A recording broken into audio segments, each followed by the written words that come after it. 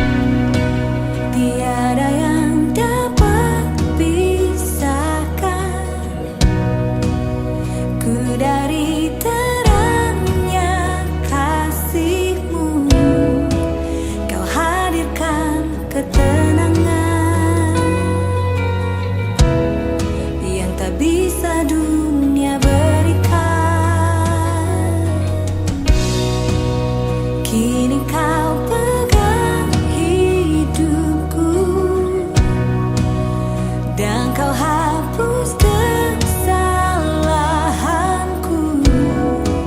Berharganya pengorbanan yang memberikan keselamatan.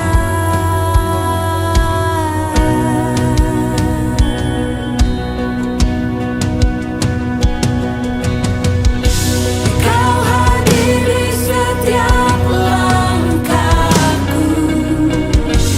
Ku aman di dalam hadiratmu. Kau buktikan Engkau setia.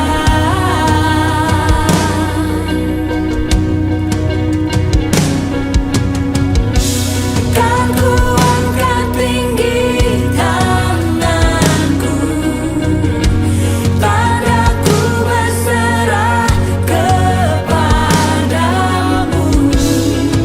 Selamanya Engkau setia.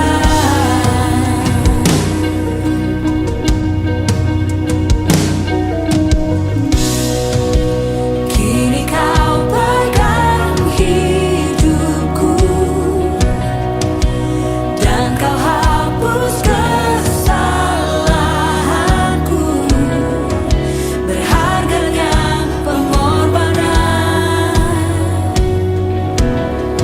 yang memberikan keselamatan. Kau hadir di setiap langkahku. Ku aman di dalam hadiratmu. Kau buktikan Engkau setia.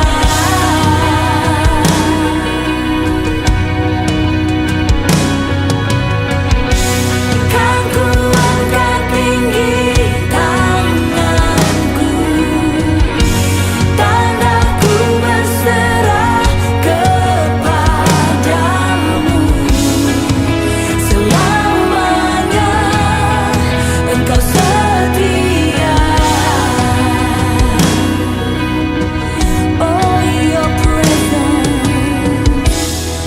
your presence never leaves me, and you'll never forsake me. Oh, your presence never leaves me, and you'll never forsake me. Oh, your presence never leaves me, and you'll never. Halo warga kerajaan yang dikasihi Tuhan, mari kita bersama-sama bersatu padu dalam mengatasi dan menangkal penyebaran virus corona dengan mengikuti anjuran dan himbauan dari pemerintah. Yang pertama, stay at home.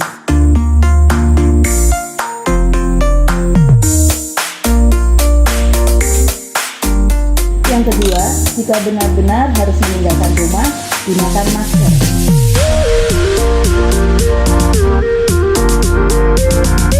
Yang ketiga, cuci tangan dengan sabun dan air mengalir selama 20 detik. Yang keempat, social distancing.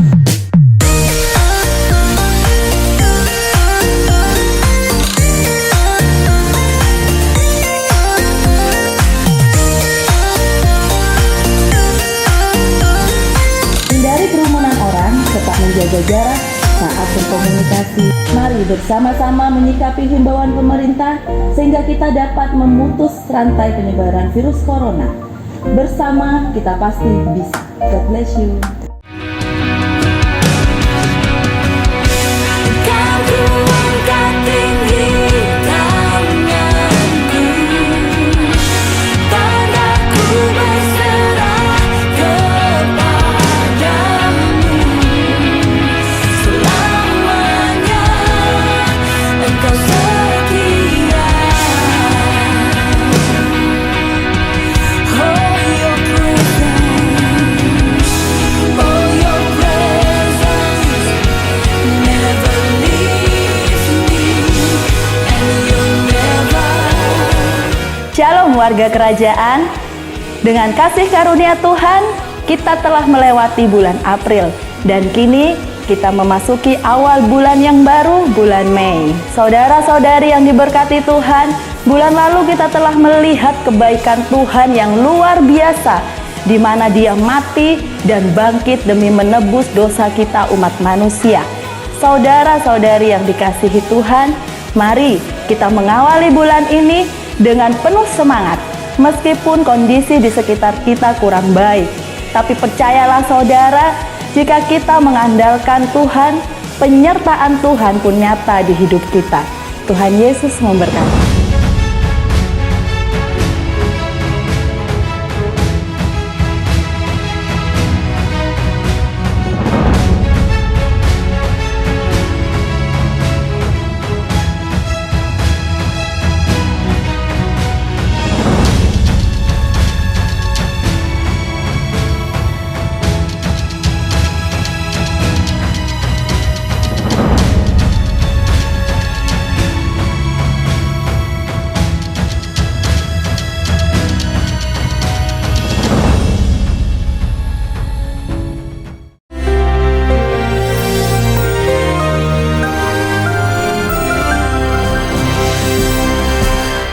Shalom warga kerajaan, hidup berkemenangan di dalam Tuhan itu normal bagi setiap warga kerajaan. Kita punya kerajaan yang tak tergoncangkan, kerajaan yang tak terkalahkan, dan kerajaan yang tidak akan pernah berakhir seperti rajanya. Tetapi kepada kita, yaitu para Yosua, Tuhan berjanji tidak akan ada yang bisa bertahan menghadapi engkau. Tidak ada. Raksasa manapun, embahai raksasa, tidak akan bisa bertahan. Karena kita bukan manusia biasa. Kita manusia yang disertai oleh Tuhan. Dan Tuhan berjanji tidak akan meninggalkan dan tidak akan membiarkan. Seringkali kalau kita berkata, Tuhan kenapa engkau membiarkan kami dalam situasi ini? Saudara menghina Tuhan. Roh Kudus ada di dalam hidupmu, hatimu, di antaramu. Tuhan ada di antara kita. Dan Dia janji tidak akan membiarkan. Until the end of the age. Itu yang dijanjikan Tuhan Yesus pada murid-muridnya. Tidak kepada semua orang, tentu saja kepada keluarga kerajaannya saja.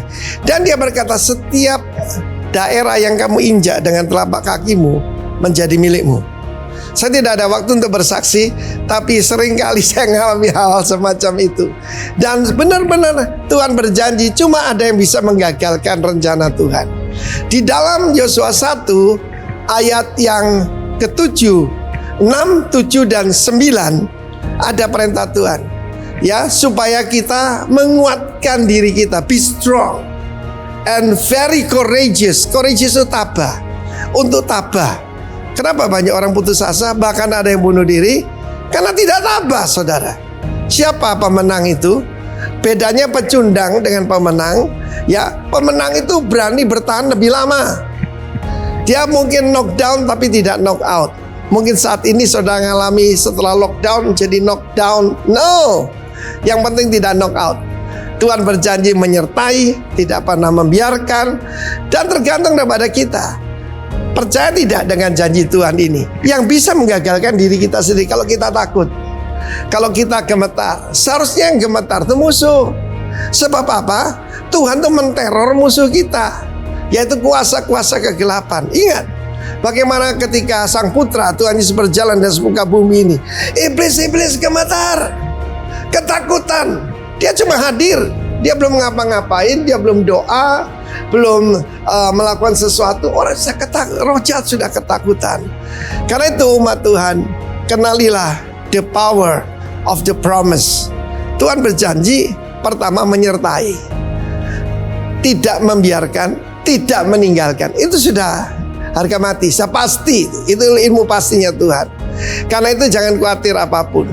Nikmatilah hadirat Tuhan, nikmatilah kehadiran Tuhan. Ketika kita belum dirumahkan, kita tidak merasakan hadirat Tuhan di rumah kita. Kita pikir hadirat Tuhan kalau kita di pertemuan besar, di gedung gereja dan sebagainya. No, in your very house, di dalam rumahmu, kamu bisa mengalami kehadiran Tuhan. Tidak usah 2-3 orang, 1 orang saja Tuhan hadir. Masih ingat Bagaimana Yesus datang pada seorang perempuan Samaria yang dihina seluruh kota. Dia datang kepadanya, membangkitkan dia, dan dia menjadi pemberita tentang Kristus dan keselamatan pada seluruh kotanya. Yang bisa menggagalkan cuma kita sendiri. Tetapi selanjutnya ada bagian daripada Joshua. Bagian dia adalah ayat yang ke-8, yaitu merenungkan firman Tuhan siang dan malam, memperkatakannya, mempercayainya, dan tidak menyimpang ke kiri dan ke kanan. Dan janji Tuhan, a good success, akan mengalami perjalananmu berhasil, dan engkau akan mengalami sukses yang sejati. Sukses sejati bukan harta benda. Sukses sejati adalah menggenapi rencana Tuhan dalam kehidupan kita. Have a good success, warga kerajaan. God bless you. Amin.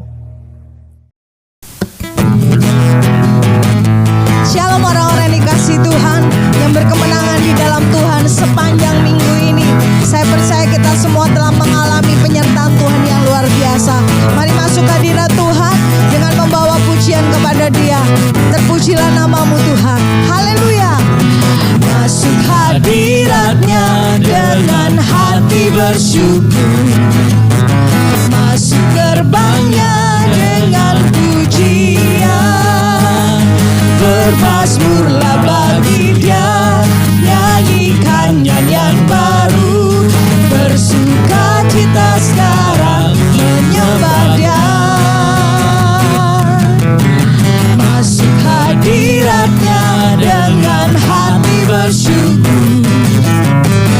Masuk gerbang-Nya dengan pujian. Bermazmurlah bagi Dia, nyanyikan nyanyian baru. Bersuka cita sekarang tinggikan Dia. Saat hati bersyukur dan jiwa pun bersuka, hadirat Allah nyata dalam pujian. Kami menyembah-Mu Tuhan. Saat kami menyembah dan tangan pun terangkat, Tuhan hadir dalam pujian umat-Nya. Mari bersyukur kepada Dia, katakan masuk hadirat-Nya dengan hati bersyukur. Masuk gerbang-Nya dengan pujian. Bermazmurlah bagi penyanyi bagi Dia, nyanyian baru. Bersuka cita sekarang menyembah Dia. Masuk hadirat-Nya dengan hati bersyukur. Haleluya. Gerbang-Nya dengan pujian.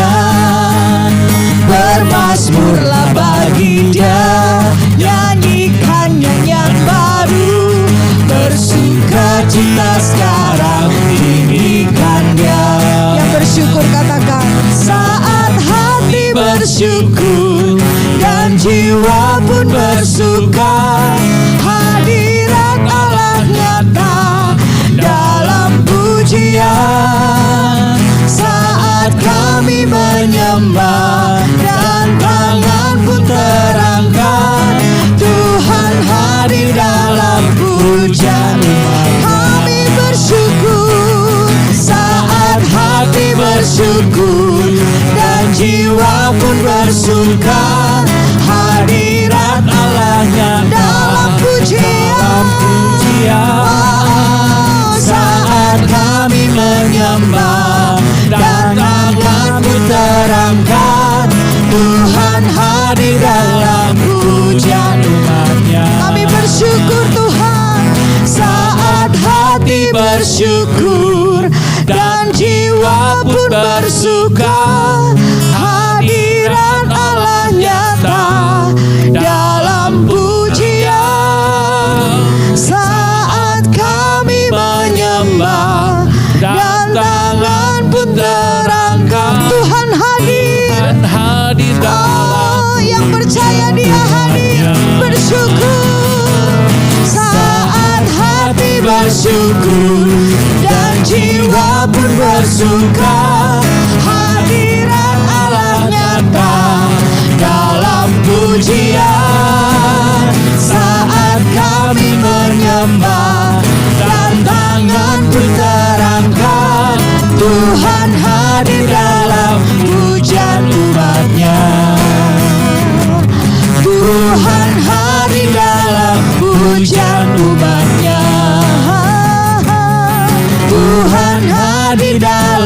puja umatnya.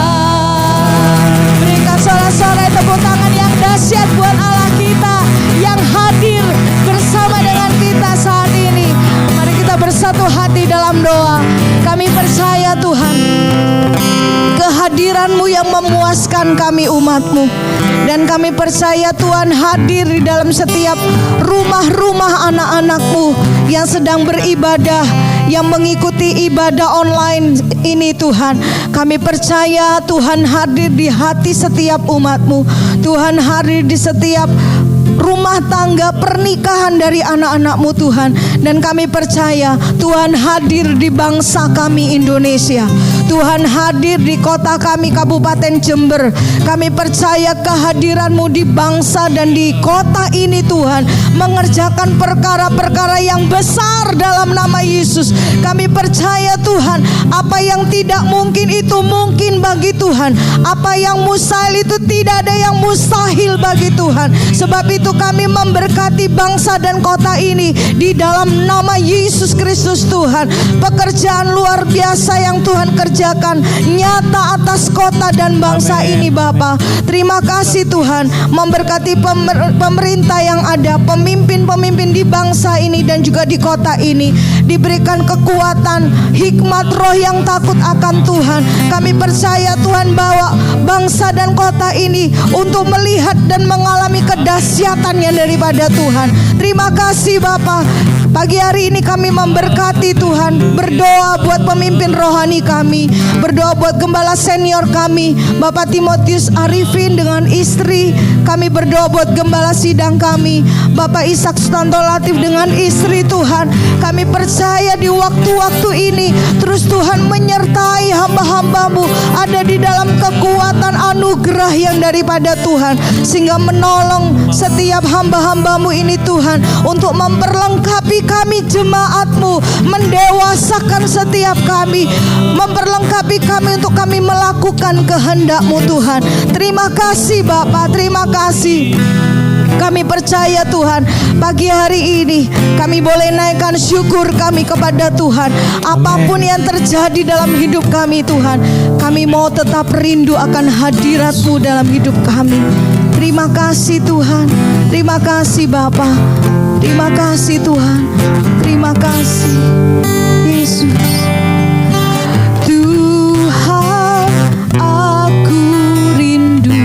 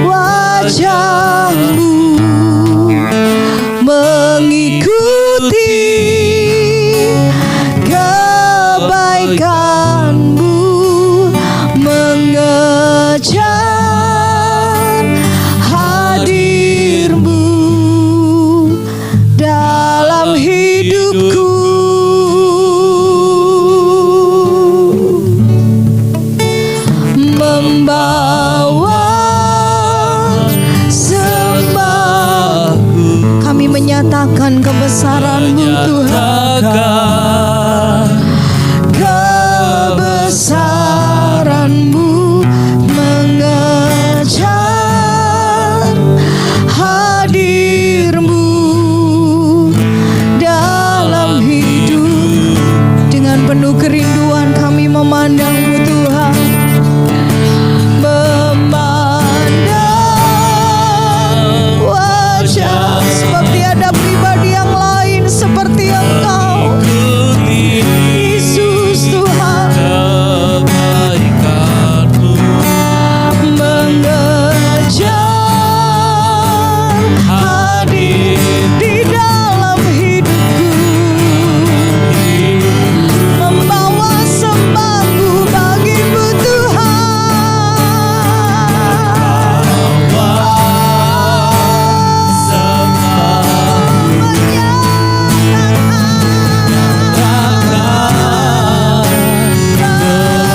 Kebesaran-Mu mengejar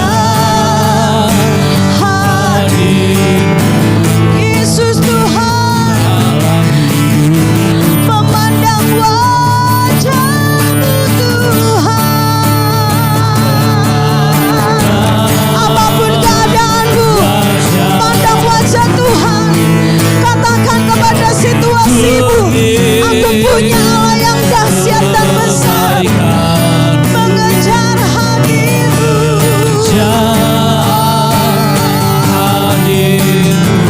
Yesus dalam hidupku, membawa sembah bagi-Mu. Sembahku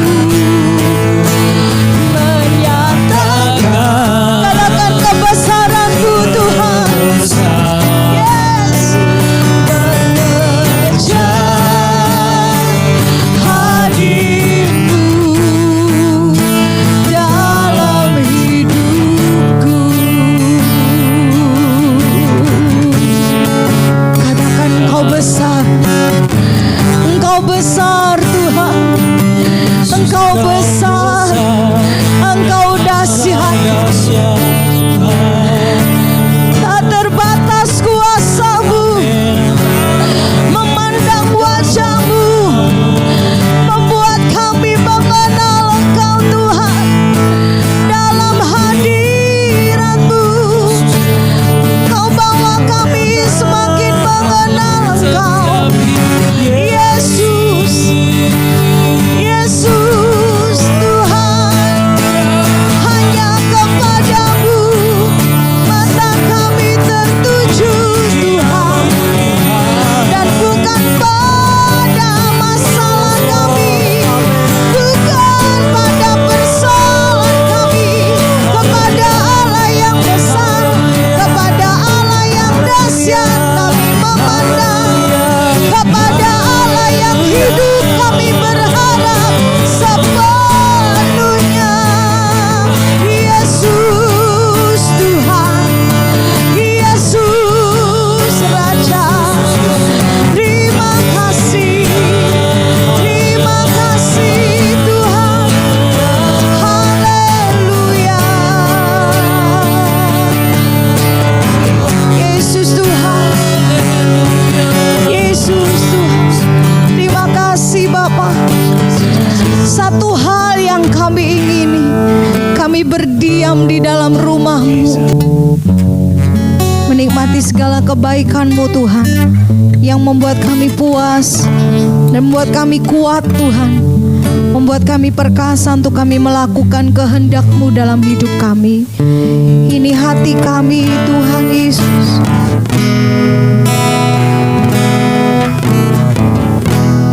Penuhi hatiku dengan hadir-Mu.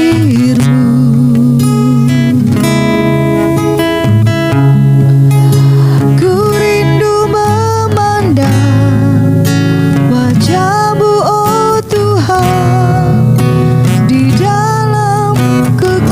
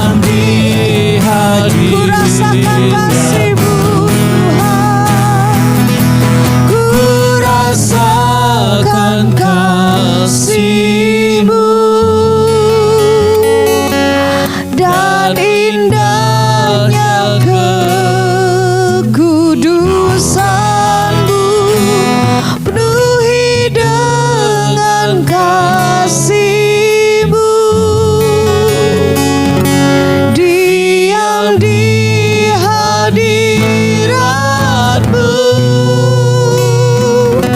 Ku mengangkat tanganku Kami selalu bersyukur dan ku bersyukur menyembah-Mu, penuhi dengan kasih-Mu,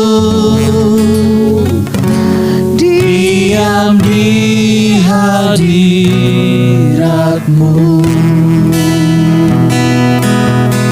Oh God, I worship You.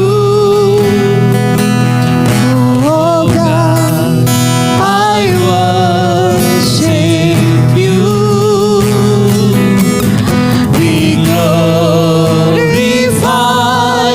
and magnified. oh God, I worship. Oh God, I worship You. I worship You. Oh Jesus, I worship You. love my heart. Glorified And magnified. Oh God, I worship You. I worship You. Oh God, I worship You. Be glorified and magnified. Oh God, I worship You. Be glorified and magnified. Oh God, I worship You. Be glorified and magnified. Oh God, I worship You. Kau dahsyat dan ajaib bagi kami Tuhan. Terima kasih Yesus. Terima kasih Tuhan. Terima kasih buat kehadiran-Mu dalam setiap kehidupan kami. Dan kami percaya Tuhan, pagi hari ini firman-Mu yang ajaib dan berkuasa itu datang kepada kami Tuhan. Dan kami mau berkata ya, kami mau bersepakat dengan firman-Mu Tuhan. Terima kasih Bapa, kami bersyukur karena kami hidup di dalam perjanjian firman-Mu Tuhan. Terima kasih Bapa.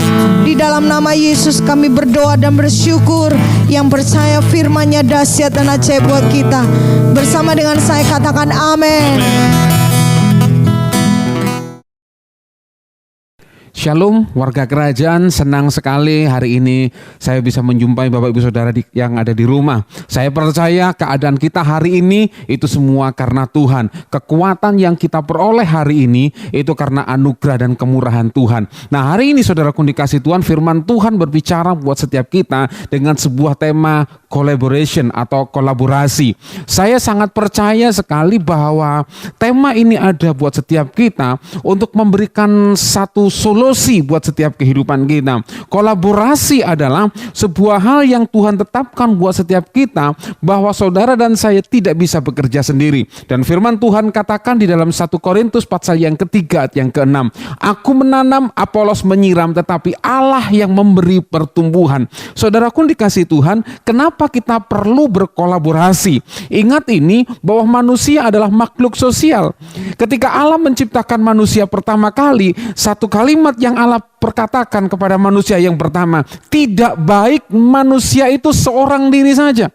Dengan kata lain bahwa Allah tahu bahwa manusia tidak bisa bekerja sendiri. Allah tahu bahwa kita memerlukan orang lain. Melalui kebenaran firman Tuhan dalam 1 Korintus 3 ayat yang ke-6 ini, firman Tuhan katakan bahwa ada sebuah kerjasama antara Paulus dan Apolos. Paulus adalah orang yang menanamkan dasar kepada jemaat Tuhan yang ada di Korintus. Dia yang merintis pertama kali jemaat yang ada di Korintus. Nah, kemudian di sana ada Apolos yang kemudian dia berfungsi untuk memelihara apa yang sudah Paulus tanam, apa yang sudah Paulus sampaikan, apa yang sudah Paulus taruh di dalam Korintus, jemaat Tuhan yang ada di Korintus ini.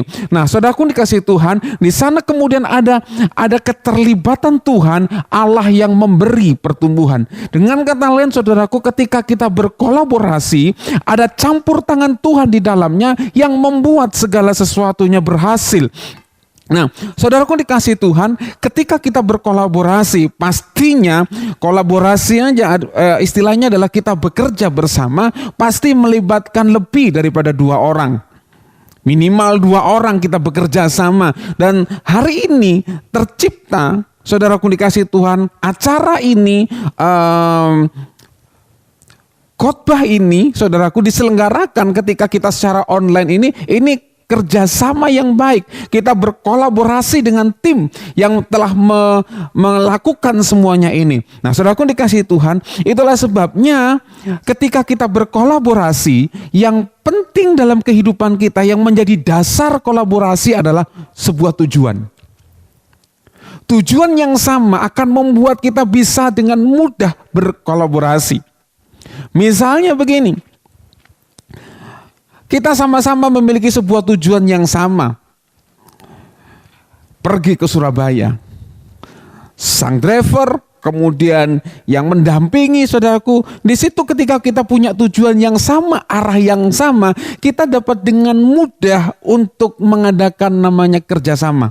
Saudaraku dikasih Tuhan, itulah sebabnya di dalam kolaborasi ini dibutuhkan sebuah kedewasaan.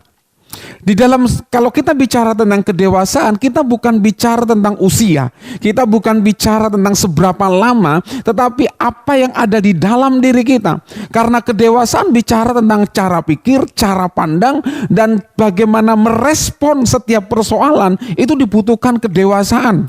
Anak-anak ketika dia merespon sebuah permasalahan, dia marah, dia sangat cepat marah, dia sangat cepat ngambek. Kenapa? Anak-anak, dia tidak pernah berpikir sesuatu lebih jauh lagi dari kehidupannya karena masih anak-anak. Tetapi orang yang dewasa, dia mengerti bagaimana cara dia berpikir, mengolah perasaan, mengolah emosi, kemudian bagaimana dia bertindak meresponi. Itu butuh yang namanya kedewasaan. Saudaraku dikasih Tuhan, untuk kita berkolaborasi, kenapa ketika kita membuat sebuah tim, saudaraku dikasih Tuhan, membuat pekerjaan kita lebih efisien, lebih efektif, dan lebih cepat. Sangat mudah sekali ketika kita berkolaborasi. Oke, saya punya satu tayangan ini, mari kita saksikan film yang singkat ini yang menginspirasi setiap kita. Saksikan.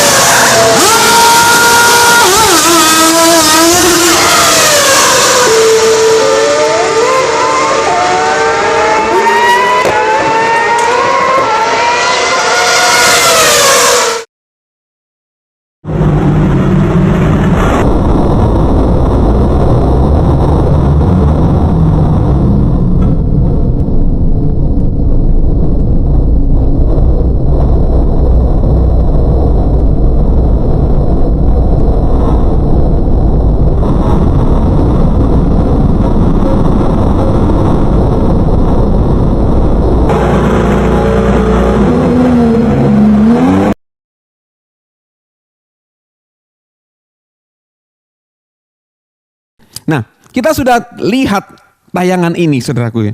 Cukup menarik. Ketika ada balap mobil F1, saudara, salah satu mobil ini masuk pit stop, saudaraku dikasih Tuhan. Saudara lihat, saudara bisa hitung berapa detik untuk mengganti 4 mobil dan mengisi bahan bakar.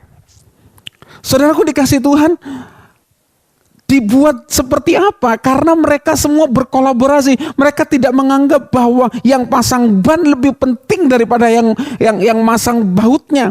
Semua adalah satu tim, satu bagian, memiliki satu visi, memiliki satu tujuan bahwa tim mereka harus menang. Bukan berarti bahwa ketika misalnya yang pasang ban ini pikir gini, lah aku yang pasang, nanti yang dapat piala, yang dapat juara, yang disanjung-sanjung siapa? Sang driver, sang pengemudi, sang pembalap. Tapi mereka semua tidak berpikir itu karena mereka tim yang kompak untuk mereka punya tujuan yang sama, memenangkan sebuah pertandingan. Nah, demikian juga dengan kehidupan kita, saudaraku dikasih Tuhan. Ketika kita punya cara pikir orang yang dewasa, maka ketika kita memandang sebuah tujuan yang sama, kita tidak lagi memikirkan tentang diri sendiri. Kita tidak lagi berpikir tentang siapa yang diuntungkan, siapa yang akan memperoleh hadiah atau apapun itu juga, saudaraku. Tapi yang diuntungkan adalah, yang dipikirkan adalah tim, bagaimana tim ini bekerja dengan baik sampai kepada tujuan, sampai kepada sebuah sasaran. Nah, saudaraku dikasih Tuhan, ternyata ketidakdewasaan akan membuat perselisihan, ya kan? Ini kolaborasi membutuhkan kedewasaan. Ketidakdewasaan akan menimbulkan yang namanya perselisihan. Dalam 1 Korintus 3 ayat yang pertama sampai yang ketiga, firman Tuhan berkata begini. Dan aku, saudara-saudara, pada waktu itu tidak dapat berbicara dengan kamu seperti dengan manusia rohani, tetapi hanya dengan manusia duniawi yang belum dewasa dalam Kristus. Jadi Rasul Paulus menuliskan suratnya ini kepada jemaat yang di Korintus.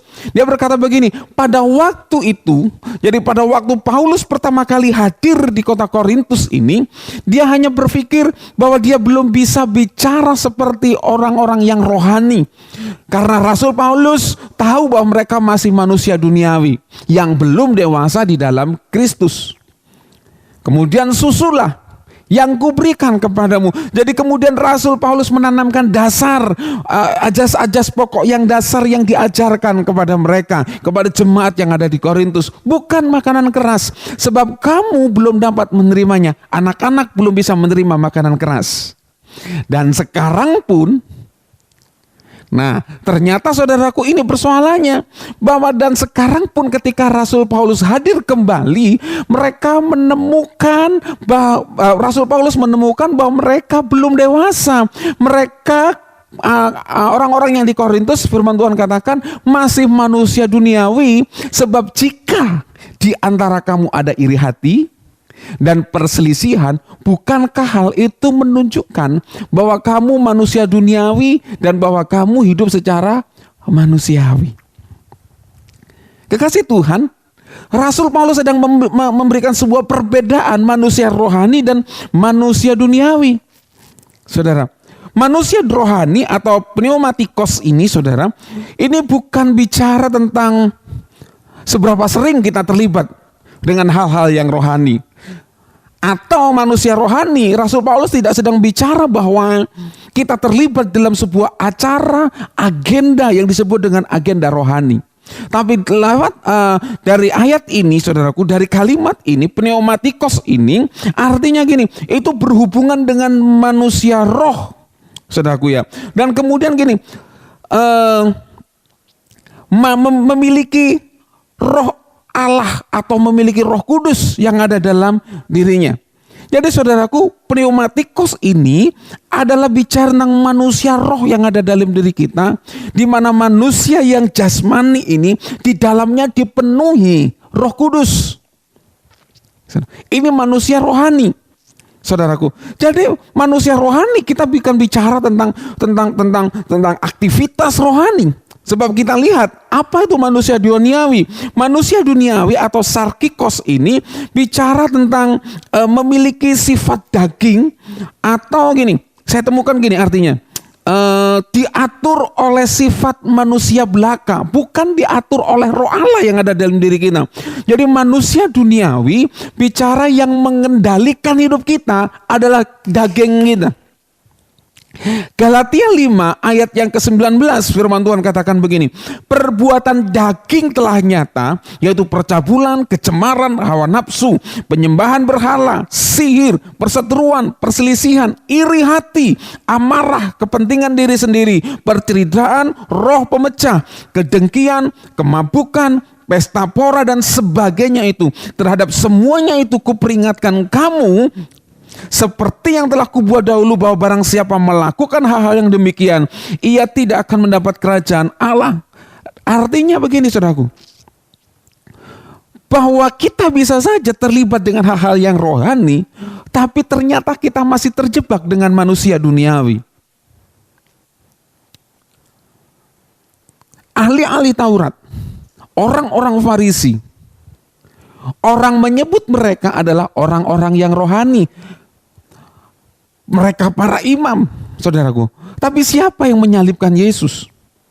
Kemudian ketika kita lihat sebuah peristiwa ketika Stefanus dirajam batu, mereka sangat marah, mereka iri, mereka panas hati ketika mereka melihat kesaksian dari Stefanus, sehingga mereka memutuskan Stefanus dirajam batu. Mereka terlibat dalam hal-hal yang rohani. Mereka memimpin upacara keagamaan di sinagog-sinagog yang ada. Tetapi mereka ternyata tidak dikendalikan oleh manusia rohnya, di mana manusia roh itu adalah Roh Kudus yang memberikan itu ke dalam diri kita. Roh Kudus yang memanifestasikan dalam kehidupan kita. Sehingga kemudian kalau saudara lihat Galatia 5 21 dan 22, saudaraku dikasih Tuhan, ayat 22 dan 23, bagaimana buah roh itu dihasilkan dari manusia rohani. Jadi saudaraku dikasih Tuhan, ketika kita berkolaborasi, sangat penting bagi kita untuk kita mengerti, membangun dulu manusia rohani kita. Kenapa? Karena ingat ini, tujuan untuk berkolaborasi haruslah sama. Dan dibutuhkan sebuah kedewasaan di dalam berkolaborasi. Nah sekarang saudaraku dikasih Tuhan, bagaimana kita sekarang membangun kolaborasi? Yang pertama, kita harus meningkatkan kualitas hidup kita, atau kita mengupgrade hidup kita.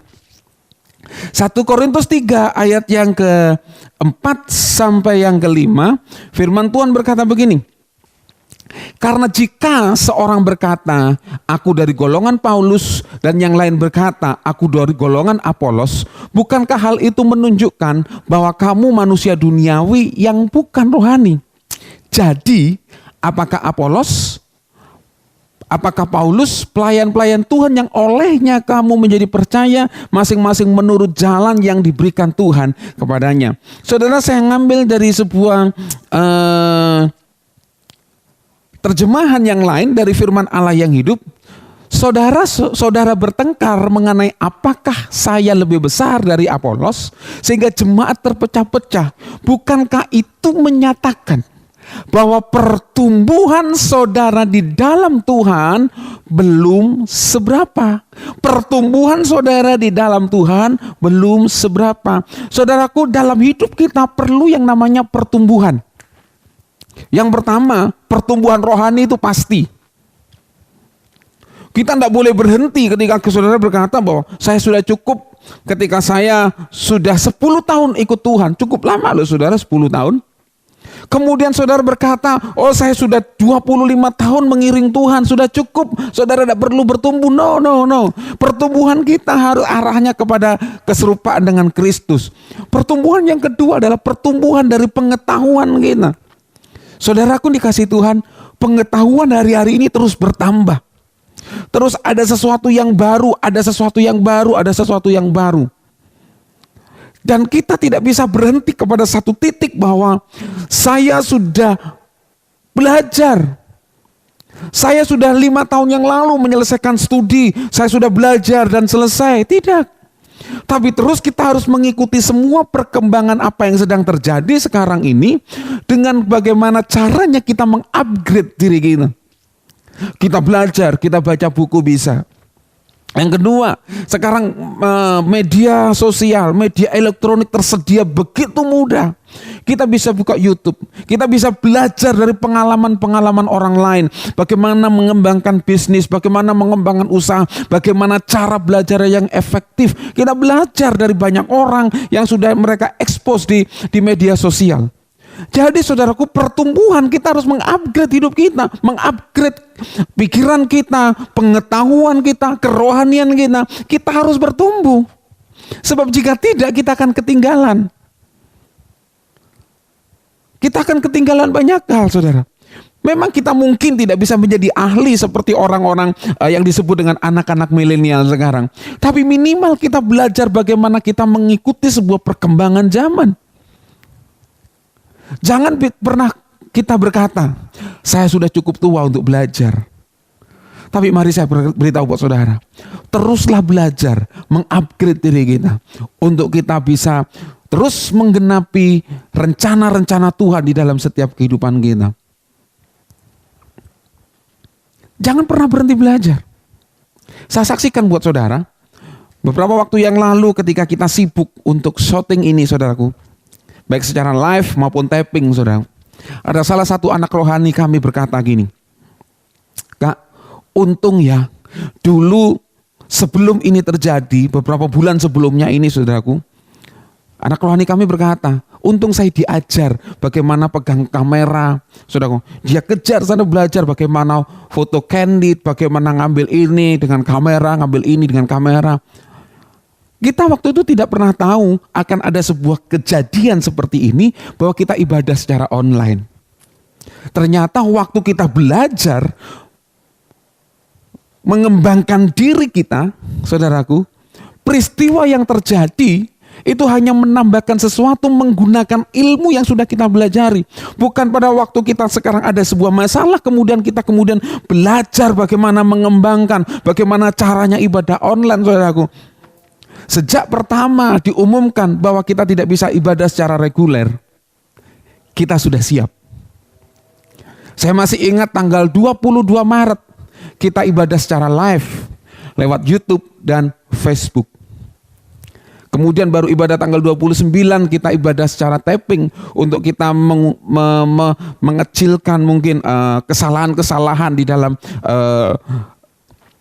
syutingnya, saudaraku. Kita belajar semua.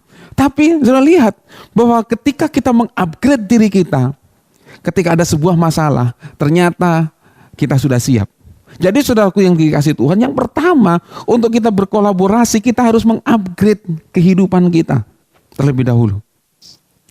Kemudian yang kedua, saudaraku, bangun sumber daya manusia. 1 Korintus 3 ayat yang ke-6, aku menanam, Apolos menyiram. Nah, kemudian dalam 1 Korintus 3 ayat yang ke-6, dalam terjemahan firman Allah yang hidup, firman Tuhan katakan begini, pekerjaan saya ialah menanam benih dalam hati saudara, dan pekerjaan Apolos ialah menyiraminya. Tetapi Allah dan bukan kami yang menumbuhkannya. Artinya begini, bahwa kedua hal ini, kedua hamba Tuhan ini, Paulus dan Apolos, dia sedang membangun yang namanya sumber daya manusia. Saudaraku dikasih Tuhan, percaya atau tidak, sesungguhnya orang-orang yang ditempatkan di sekitar kita, mereka adalah orang-orang yang dikirim Tuhan untuk menolong kita, untuk kita bisa bekerja sama. Cuma sekarang sudut pandang kita seperti apa? Nah, itulah sebabnya saudaraku dikasih Tuhan, kita perlu membangun orang-orang yang ada di sekitar kita. Kita tidak pernah tahu kapan bahwa orang-orang ini, istilahnya begini, ini istilah saya begini, kapan mereka ini bisa berguna atau bisa membantu kita tidak pernah tahu. Tetapi ketika kita memberdayakan mereka, membangun sumber daya SDM yang mereka miliki, saudaraku, ketika ada sebuah persoalan, saya percaya mereka adalah orang pertama yang bisa menolong kita. Jadi sangat perlu sekali, sangat penting sekali bagi kita untuk membangun sumber daya manusia yang ada di sekitar kita. Jadi kalau yang pertama kita mengupgrade diri kita, kemudian kita bisa mengajar mereka. Seperti tadi yang saya saksikan, saudaraku. Saya bagikan ilmu apa yang saya bisa. Kemudian saya ajar mereka, saya dorong anak-anak saya untuk bagaimana menggali ilmu mulai dari YouTube dan lain sebagainya. Dari sumber daya yang ada, kita bekerja sama, kami bangun mereka sumber daya. Sehingga acara ini bisa terselenggara dengan baik. Nah, saudaraku dikasih Tuhan, penting sekali bagi kita untuk membangun sumber daya manusia yang ada di sekitar kita. Dan yang ketiga, saudaraku dikasih Tuhan, ketika kita bisa membangun mereka, membangun sumber daya manusia, maka yang ketiga, maka cara pandang kita terhadap orang-orang yang di sekitar kita haruslah seperti ini. Mereka adalah rekan kerja bagi kita.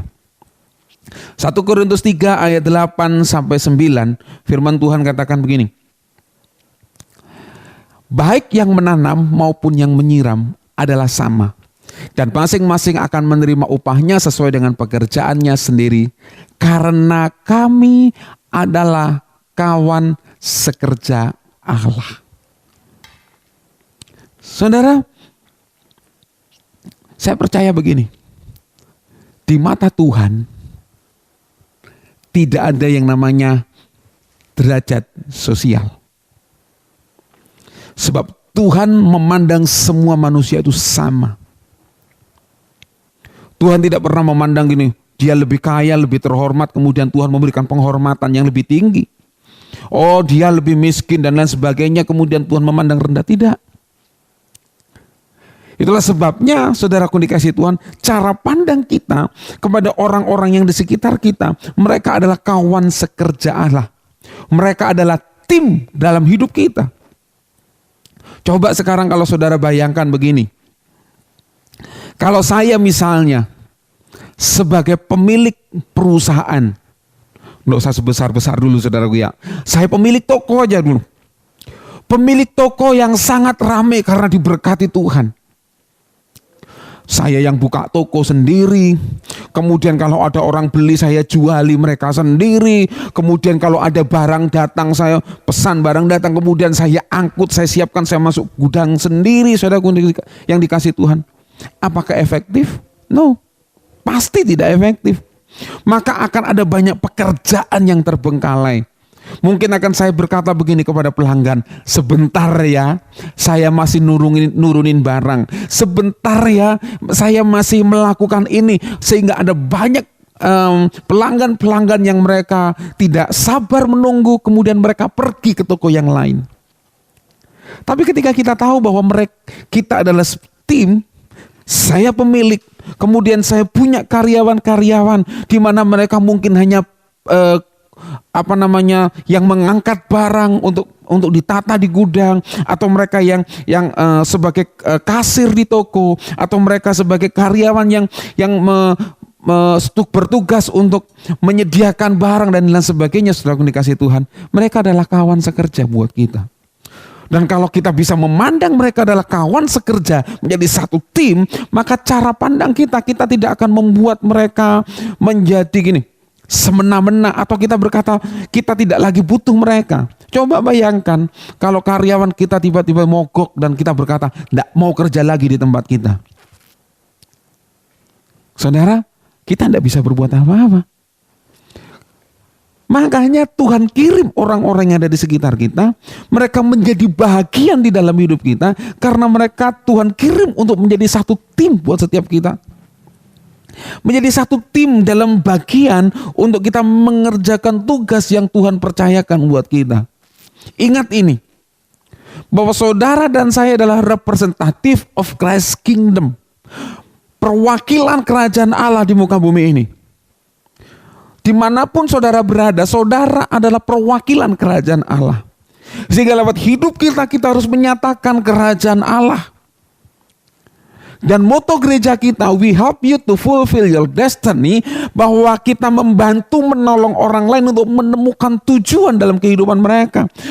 Mata kita secara rohani harus melihat begini, bahwa orang-orang yang di sekitar kita, mereka harus menemukan tujuan hidup mereka melalui siapa? Melalui kita. Itulah sebabnya Tuhan kirim mereka kepada kita untuk menjadi bagian kawan sekerja Allah. Seperti film yang sudah kita saksikan tadi, saudara. Tim, satu bagian. Dan semuanya penting dalam tim itu. Dan saya beritahu buat saudara, di dalam tim saudara, semua bagian itu penting. Tidak ada yang tidak penting. Mungkin pekerjaan mereka di mata kita ringan. Mungkin pekerjaan mereka di mata kita sederhana. Tapi ingat, mereka penting bagi kelangsungan tim kita. Nah, saudaraku dikasih Tuhan, mari kita mau belajar kebenaran firman Tuhan ini. Demikian juga dengan pekerjaan secara rohani, pelayanan kita. Kita semua adalah tim. Efesus 4 ayat 11 sampai yang ke-13. Dan ialah yang memberikan baik rasul-rasul maupun nabi-nabi, baik pemberita-pemberita Injil maupun gembala-gembala dan pengajar-pengajar, untuk memperlengkapi orang-orang kudus bagi pekerjaan pelayanan, bagi pembangunan tubuh Kristus. Semuanya penting dibangun menjadi tubuh Kristus. Saudaraku dikasih Tuhan, sampai kita semua telah mencapai, sampai semua, berarti bagian-bagian di dalam tubuh Kristus itu penting. Dan saya beritahu buat saudara, jangan pernah engkau menganggap bahwa saya orang tidak penting, sebab di mata Tuhan kita sama. Kita adalah orang penting bagi kerajaan Allah. Nah, oleh sebab itu saudaraku dikasih Tuhan, kekasih Tuhan, kalau kita bicara tentang kolaborasi hari ini adalah cara Tuhan untuk menolong kita keluar dari setiap permasalahan kita. Ketika kita bekerja sama, ketika kita bisa membangun tim, maka pekerjaan yang sulit apapun kita dapat atasi, kita dapat lewati, dan kita dapat selesaikan. Dan ketika kita berkolaborasi, maka saudara dan saya sebagai warga kerajaan Allah, sebagai representative of Christ's kingdom, kita bisa menyelesaikan setiap tugas yang Tuhan percayakan dalam kehidupan kita. Ada banyak tugas yang Tuhan percayakan. Dan saya percaya begini, bahwa pekerjaan yang Tuhan percayakan dalam hidup saudara itu pun, itu adalah tugas dari Tuhan untuk kita selesaikan. Nah, oleh sebab itu, kekasih Tuhan warga kerajaan Allah, 3 hal penting ini untuk membangun bagaimana kita berkolaborasi. Yang pertama, upgrade dirimu. Upgrade diri kita. Jangan pernah berhenti untuk belajar. Jangan pernah berhenti untuk mengembangkan kapasitas dalam kehidupan kita. Sebab Tuhan akan terus tambahkan itu dalam kehidupan kita ketika kita terus belajar. Dan yang kedua, saudaraku yang dikasih Tuhan, bangun sumber daya manusia. Orang-orang yang ada di sekitar saudara, bangun mereka, perlengkapi. Kalau saudara tahu bahwa dalam tim saudara ada yang punya sebuah potensi yang baik untuk menolong saudara, untuk mungkin dalam pekerjaan itu penting atau dalam pelayanan itu penting, saudara bangun. Kalau memang orang ini tidak mampu untuk menyediakan alatnya, misalnya untuk belajar bukunya atau toolsnya, berikan mungkin kepada mereka untuk mereka bisa belajar. Dan jangan pernah rugi untuk ketika kita berkata bahwa membangun mereka, kita berkata kita rugi. Nah, sebab ketika kita membangun sumber daya manusia, kita ternyata sedang berinvestasi kepada hidup mereka. Dan mereka pun nanti akan bisa menolong setiap pekerjaan kita. Karena kita ini tim. Kalau tim bisa berjalan bersama-sama, SDM yang Tuhan kirim kepada kita bisa berjalan bersama-sama, maka kita akan bisa lebih cepat menyelesaikan tugas yang Tuhan percayakan dalam hidup kita. Dan yang ketiga, mari ubah cara pandang kita kepada orang-orang yang ada di sekitar kita. Mereka bukan bawahan, mereka juga bukan pesuruh, mereka juga bukan orang-orang yang mungkin kita dapat berkata gini, kalau tidak ada saya nih, mereka ini tidak dapat pekerjaan. Tidak. Kita adalah tim.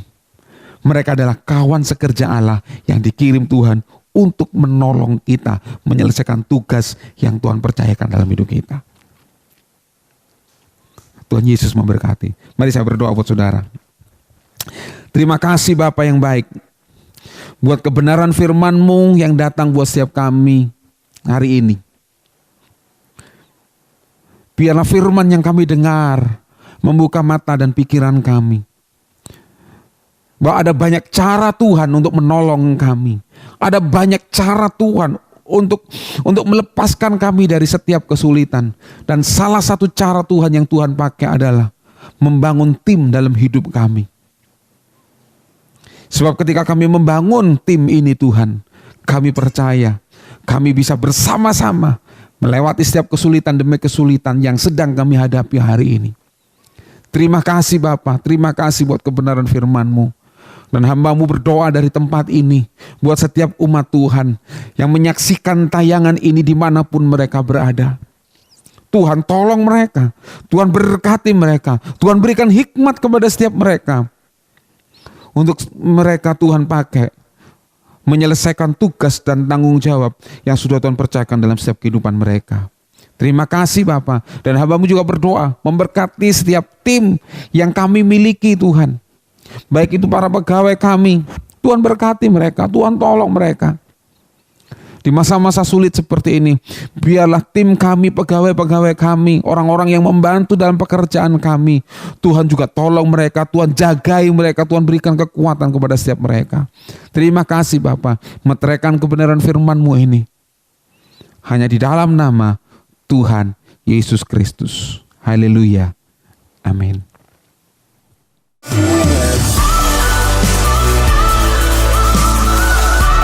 Shalom warga kerajaan, saya Yeni akan menyampaikan Rock News dalam sepekan. Demi menjaga dan mencegah penyebaran COVID-19, seluruh kegiatan Komsal dan doa pagi dialihkan di rumah masing-masing. Untuk Komsal, setiap hari Kamis menggunakan aplikasi perantara seperti Zoom, Google Duo, WhatsApp Group, dan aplikasi lainnya. Untuk doa pagi, setiap Sabtu menggunakan aplikasi Zoom. Kami berharap seluruh jemaat tetap mengikuti Komsal dan doa pagi di rumah masing-masing. Salam warga kerajaan, kami mengajak saudara untuk tetap terhubung di dalam Komsal, untuk saling kita bertumbuh, saling menguatkan satu dengan yang lainnya. Tetap semangat, Tuhan Yesus memberkati. Untuk pelayanan pastoral, Anda dapat menghubungi Bapak Breni Kristanto. Warga kerajaan, kita telah melaksanakan Gempita tahap kedua. Berikut liputannya.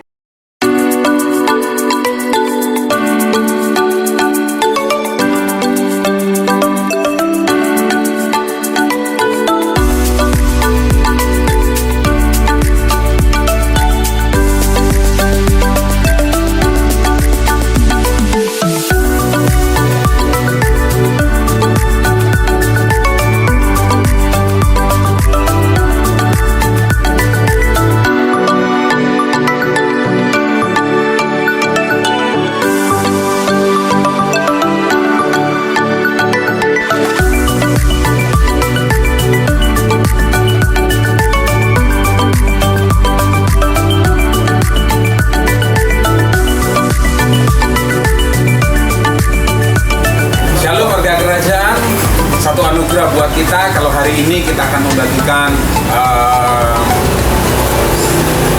Gempita tahap yang kedua. Kita bersyukur dan kita akan bagikan sejumlah hari ini kita akan bagikan sejumlah 120 paket sembako kita akan bagikan untuk berkeliling di kota Jember ini. Kita percaya bahwa di tengah situasi sulit ini pun kita masih bisa berbagi. Sukacita Allah itu ada dalam setiap kehidupan kita. Terima kasih, Tuhan Yesus memberkati.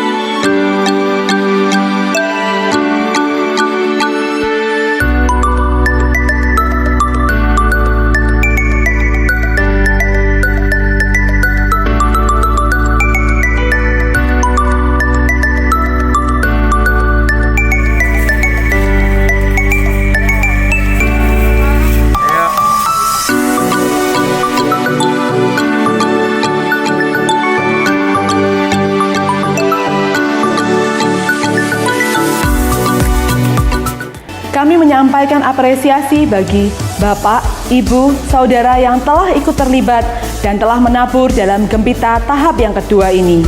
Tuhan Yesus memberkati.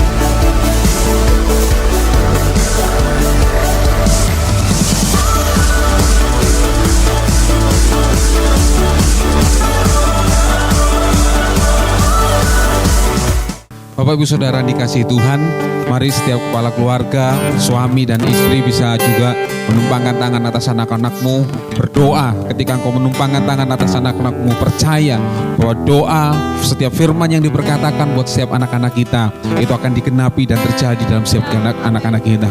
Terima kasih Tuhan. Hamba-Mu berdoa bersepakat dengan setiap para orang tua yang sedang berdoa buat setiap anak-anak mereka. Ketika mereka menumpangkan tangan atas mereka, kami percaya kuasa Allah itu terjadi buat setiap anak-anak kami. Setiap perkataan firman itu terjadi buat setiap mereka Bapa. Terima kasih buat anak-anak hebat, anak-anak luar biasa yang Tuhan anugerahkan buat setiap kami. Tuhan menolong anak-anak kami, Tuhan menyertai anak-anak kami, sehingga anak-anak kami akan bertumbuh menjadi anak-anak yang takut akan Tuhan, menghormati orang tua, menghargai sesama, dan pakai anak-anak kami Tuhan menjadi alat di tangan Tuhan menjangkau generasi mereka. Berikan mereka hikmat, berikan mereka kepandaian, berikan mereka talenta-talenta yang ajaib daripada Tuhan, dan penyertaan Tuhan turun atas setiap kehidupan mereka. Perlindungan Allah sungguh nyata buat setiap kehidupan mereka, sehingga anak-anak kami adalah anak-anak yang sehat, anak-anak yang kuat di dalam Tuhan, anak-anak yang dilindungi daripada Tuhan. Terima kasih Bapa. Hamba-Mu bersama dengan para orang tua melepaskan berkat ini di dalam nama Tuhan Yesus Kristus. Haleluya. Yang datang dari Bapa, Putra, dan Roh Kudus, apapun yang ku sentuh, ku kerjakan, dibuatnya berhasil. Sinar wajah-Mu yang menerangi, menjaga dan menuntun hidupku, damai dan penyertaan-Mu penuhiku. Mari setiap umat Tuhan yang percaya buka tanganmu, terima berkat Tuhan. Ku terima berkat yang datang dari Bapa, Putra, dan Roh Kudus. Apapun yang ku sentuh, ku kerjakan, dibuatnya berhasil. Sinar wajah-Mu yang menerangi, menjaga dan menuntun hidupku, damai dan penyertaan-Mu penuhiku. Kiranya damai sejahtera Tuhan, damai dan penyertaan, damai dan penyertaan-Mu, damai dan penyertaan-Mu penuhiku.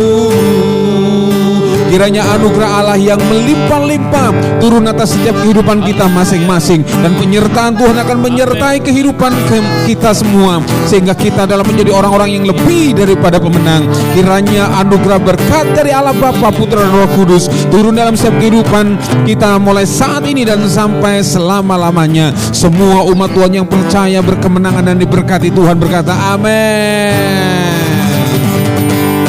Selamat hari Minggu, Tuhan Yesus menyertai.